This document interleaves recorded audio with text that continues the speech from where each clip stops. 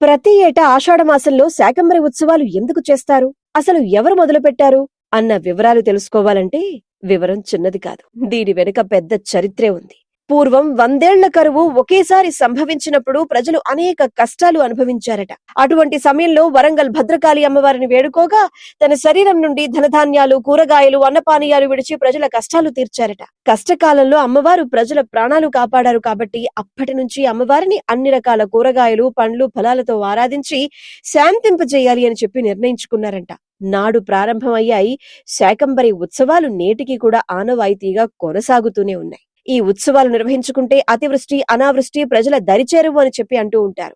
అందుకే ఆషాఢమాస శుద్ధ పాడ్యమి నుండి పౌర్ణమి వరకు పక్షం రోజుల పాటు అమ్మవారు 15 అలంకారాల్లో దర్శనమిస్తారు. 15వ రోజు పౌర్ణమి పూట అమ్మవారికి అంగరంగ వైభవంగా సంపూర్ణ శాకంబరిగా అలంకరించి ఉత్సవాలు జరుపుకుంటున్నాం.